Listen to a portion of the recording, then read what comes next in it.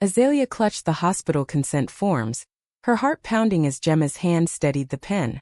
Signing them as her legal partner would finally make their love official, but it meant shattering her mother's world and the family name she'd sworn to protect for 32 years. The sterile lights buzzed overhead in the ICU waiting room at Mercy General in Seattle, casting long shadows across the linoleum floor. Outside the glass doors, her father paced with his usual rigid posture, the one that had ruled their household like unspoken law since Azalea was a child. She glanced at Gemma, whose blonde hair caught the light in soft waves, her green eyes steady despite the storm brewing between them. They had built this life in secret for 4 years. Stolen weekends in Portland, quiet evenings in Azalea's downtown apartment, where no one from the old neighborhood ever visited. Gemma was the emergency contact on every form now. The woman Azalea had quietly granted medical power of attorney 2 years ago, when her mother's heart issues first surfaced. Back then it felt like insurance, not a grenade. Mom always said love between 2 women was just rebellion, Azalea whispered, voice cracking. A phase. Something I'd outgrow once I remembered my place. Gemma squeezed her fingers, the touch both comfort and accusation. And now here we are. If I sign as your wife, your father will know everything. The church friends, the business partners, the whole Harrington legacy your grandfather built from nothing.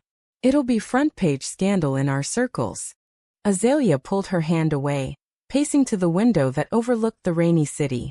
Her reflection stared back, sharp cheekbones, dark eyes inherited from her Vietnamese-American mother, who had fought so hard to assimilate, to make their family respectable.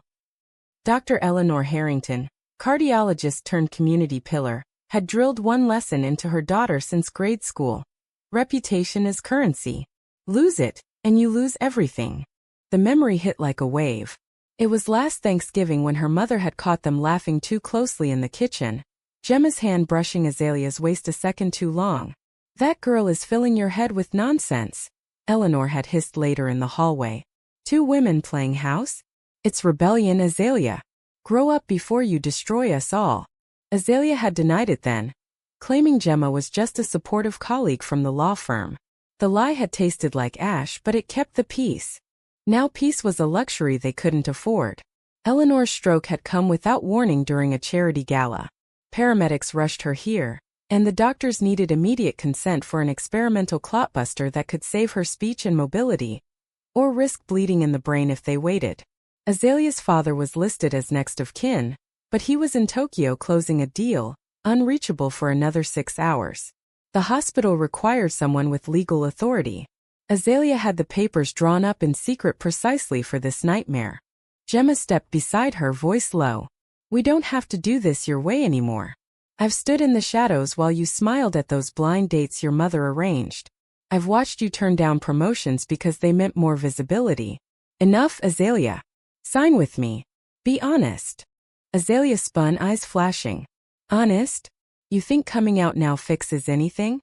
My mother could die thinking her only daughter betrayed every sacrifice she made. The family business sponsors half the Vietnamese community center. One photo of us on social media and donors pull out. My brother loses his fiancée's family connections. You don't understand what family honor means in our house. Gemma's face hardened, the betrayal from last summer still raw between them. Back then Gemma had begged to attend the firm's holiday party as partners. Azalea had panicked and brought a male colleague instead, introducing Gemma as just a friend from college. Gemma had left that night without a word, and it took weeks of apologies to rebuild. Now the same fear clawed at Azalea's throat. A nurse appeared in the doorway. Miss Harrington? The doctor needs that signature in the next 10 minutes or we lose the window. Azalea's stomach twisted.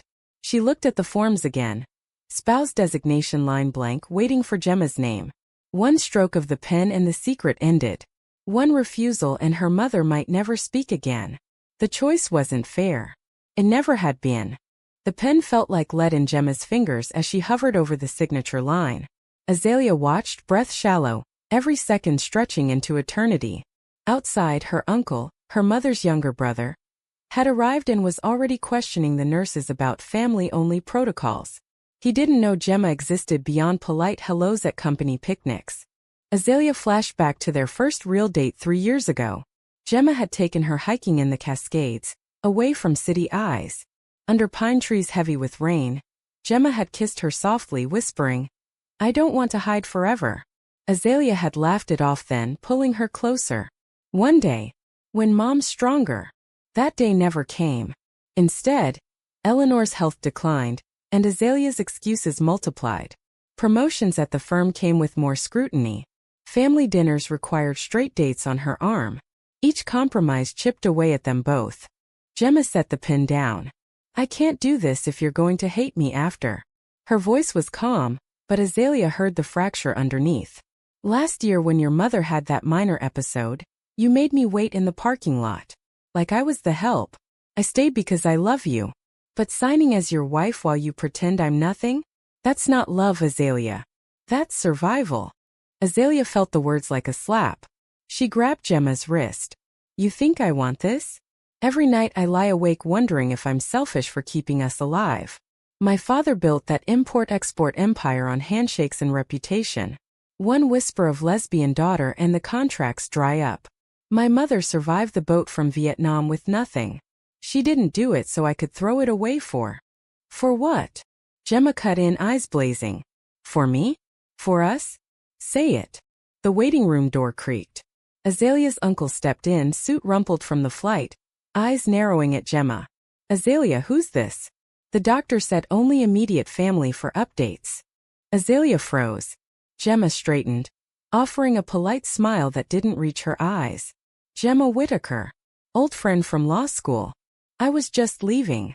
She turned to Azalea, voice barely audible. "Call me when you decide who I really am." The door clicked shut behind her. Alone with her uncle, Azalea signed her own name instead, authorizing the treatment under daughter status. The nurse nodded and rushed off. But Azalea knew the delay might cost her mother precious minutes. Guilt crashed over her as she sank into a plastic chair. Her phone buzzed, Gemma's text. "I can't keep being your secret. Not anymore." Hours later, the doctor emerged. "The treatment worked, but there are complications. Speech is impaired. She keeps asking for you." Azalea nodded numbly, but inside the war raged. Gemma was right. Hiding had worked until it didn't. That night in the hospital cafeteria, Azalea stared at cold coffee. Her uncle sat across from her, scrolling emails. "Your mother always said you needed a good man to settle you down. Smart girl like you shouldn't be alone." The words landed like stones. Azalea almost laughed. Alone? She had Gemma. Brilliant, kind, patient Gemma who designed sustainable housing and volunteered at the women's shelter. But admitting that meant rewriting 32 years of carefully constructed normal. By morning, Eleanor was stable enough for visitors. Azalea entered the room alone. Her mother lay pale against white sheets, eyes fluttering open. "Azalea." The voice was slurred but urgent. "Don't. Let them change you." Azalea gripped the bedrail, tears burning. Change? She had been changing since the day she realized the boys her mother paraded never made her heart race the way Gemma did. Gemma waited in the parking garage, car idling. Azalea slid into the passenger seat without a word. They drove in silence until Gemma pulled over on a quiet street. "I meant what I said. I love you enough to walk away if that's what you need to protect them." Azalea reached for her hand, the touch electric even now. "Don't. Please. I need time." Gemma sighed, the sound heavy with years of waiting. Time is what we don't have anymore. The next week blurred into strategy sessions and hushed phone calls. Azalea's firm granted emergency leave, but partners whispered about family drama affecting billables.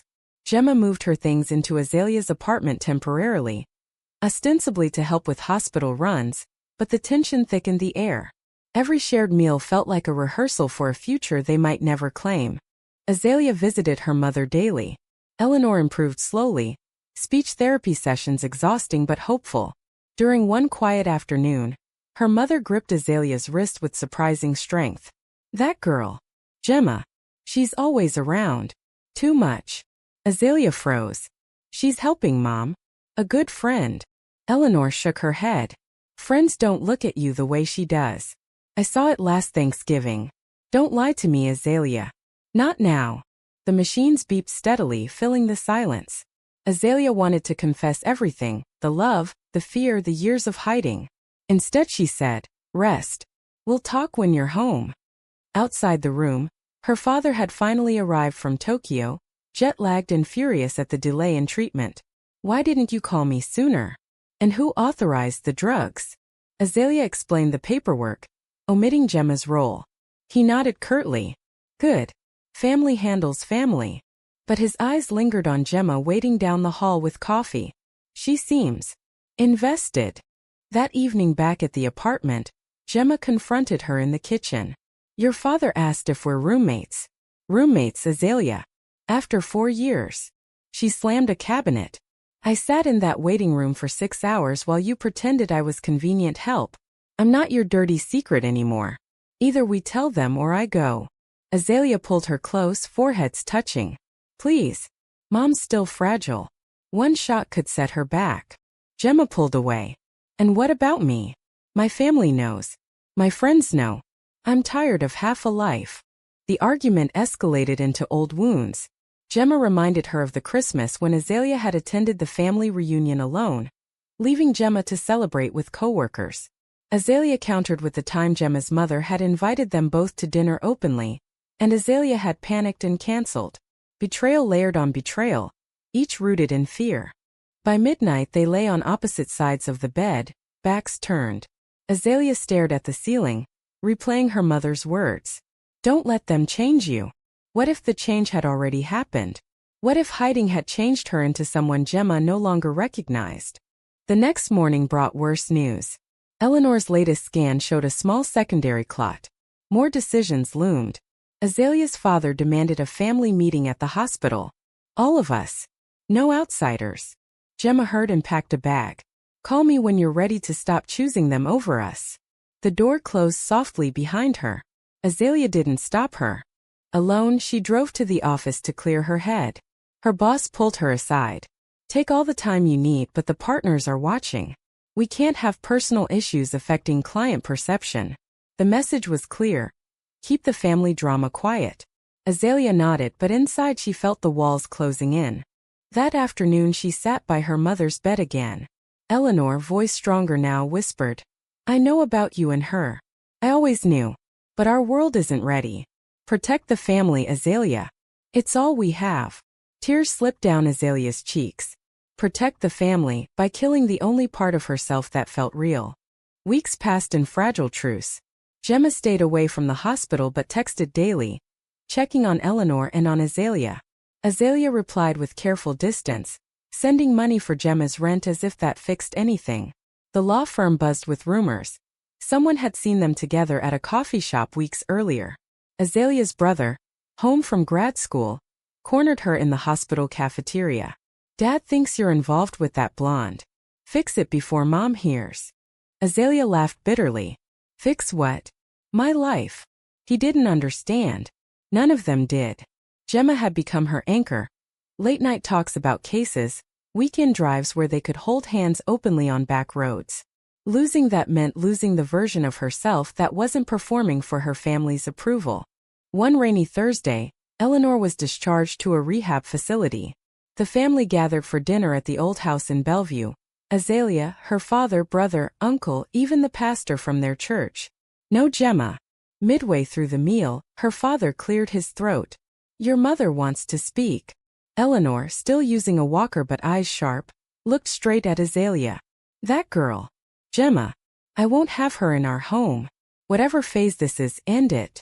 We have a reputation to uphold. The table fell silent. Azalea's fork clattered. Phase? Mom, this isn't rebellion. This is who I am. The words escaped before she could stop them. Her father slammed his glass down. Enough. We did not raise you to embarrass us. Her brother stared at his plate. The pastor offered a prayer for clarity. Azalea stood, chair scraping. I'm not embarrassed. I'm in love. She left before the shouting started. In the car she called Gemma, voice shaking. I said it. Not everything, but I said it. Gemma's relief was audible. Come home. We can figure the rest out together. But home felt different now. The apartment carried the weight of her confession. That night they held each other without words, the closeness both healing and terrifying. Morning brought consequences. Her father's lawyer called. threatening to cut Azalea from the family trust if she pursued this lifestyle publicly. The firm partners scheduled a meeting about professional image. Azalea stared at her reflection, wondering how much more she could lose. Gemma made breakfast quietly, sensing the shift. You don't have to choose today. But you can't keep paying with pieces of us. Azalea nodded, but the choice loomed larger. Eleanor's rehab progress stalled after the family argument. Doctors suspected stress.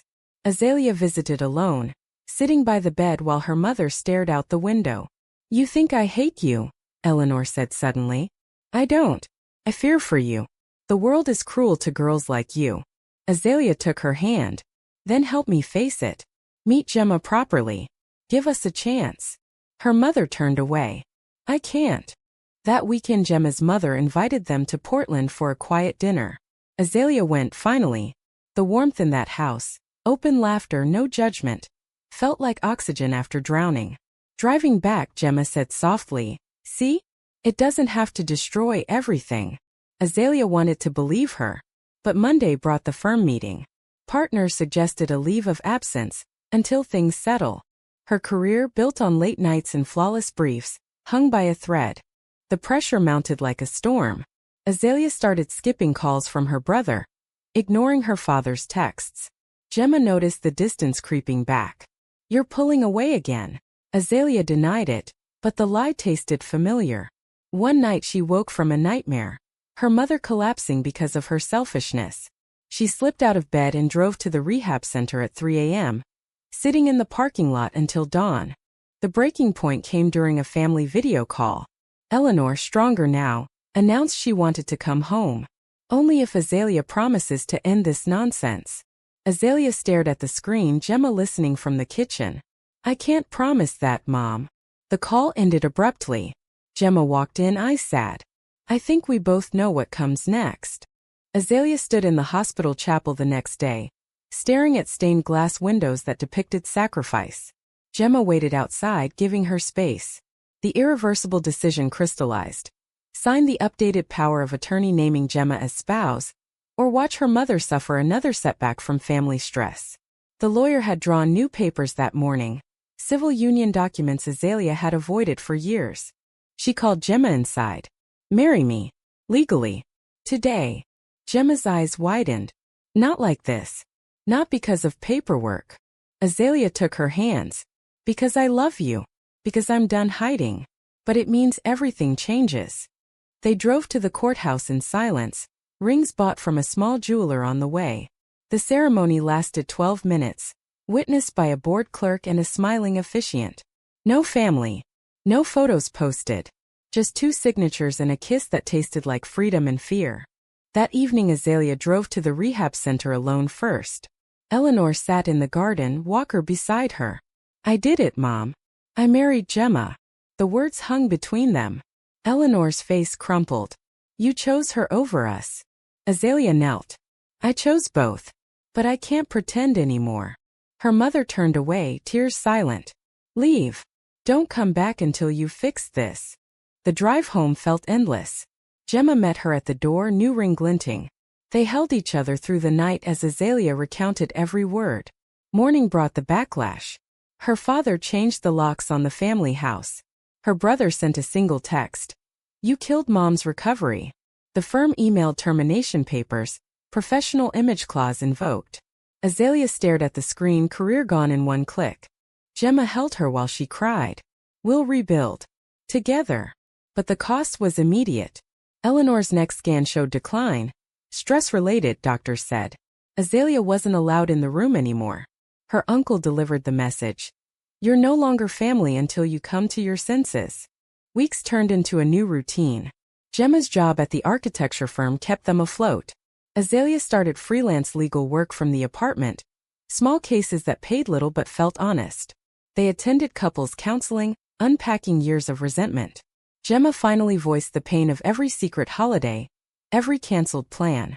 Azalea admitted the terror of losing her mother's approval. Healing was slow, messy, but real. One afternoon Gemma surprised her with tickets to a small wedding venue in the mountains.